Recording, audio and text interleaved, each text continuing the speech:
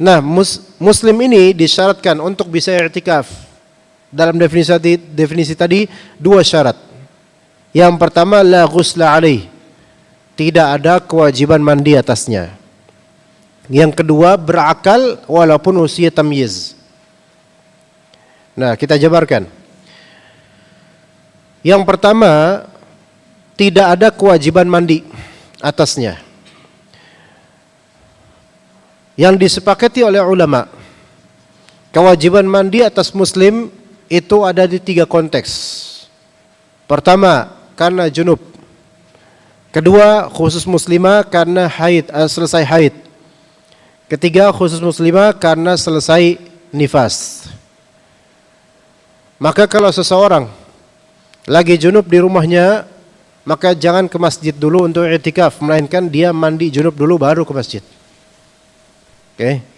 Kemudian perempuan kalau sudah selesai darah haidnya berhenti, maka dia kalau mau i'tikaf jangan dulu ke masjid, melainkan dia mandi junub, mandi selesai haid dulu. Dan juga begitu dengan nifas. Itu yang disepakati oleh ulama. Dan ada mandi yang diperselisihkan oleh ulama akan kewajibannya. Yang pertama mandi untuk menuju sholat Jumat. Yang kedua, mandi karena masuk Islam. Yang ketiga, mandi karena memandikan mayit. Ini 3 jenis mandi yang diperselisihkan oleh ulama akan kewajibannya. Mandi karena Jumatan, karena mau Jumatan. Sebagian ulama memandang ini wajib karena hadis Nabi SAW, ghuslul jum'ati wajibun ala kulli muhtalimin. Mandi untuk Jumatan itu wajib untuk setiap orang atau laki-laki yang telah baligh, telah mimpi basah, telah baligh maksudnya. Tapi jumhur ulama mengatakan ini sunnah, sehingga ini tidak masuk dalam kriteria syarat muslim yang i'tikaf. Kemudian mandi karena masuk Islam. Ini diperselisihkan oleh ulama akan kewajibannya. Namun yang lebih sahih adalah tidak wajib, kecuali kalau dia belum lama itu junub kemudian masuk Islam maka mandi. Tapi masuk Islam secara zatnya, maka itu tidak sampai wajib untuk mandi. Karena apa?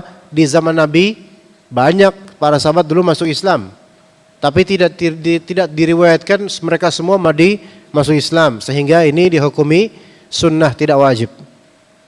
Maka orang yang baru masuk Islam paginya dan dia belum mandi, karena masuk Islam belum mandi, kemudian langsung pengen i'tikaf malamnya, maka boleh tidak? Boleh. Kemudian 3, mandi karena memandikan mayit. Yang lebih sahih ini tidak sampai wajib. Jadi 3 mandi yang tadi yang wajib, yaitu karena junub, karena selesai haid, dan karena selesai nifas. Bagaimana kalau misalnya lagi i'tikaf dia junub? Sempat-sempatnya. Wallah alam apa yang ada di pikirannya. Mungkin kangen sama istrinya mungkin. Namun ternyata belum punya istri. Nah, itu dipertanyakan, kenapa? Kok bisa junub? Maka dia wajib untuk segera mandi junub.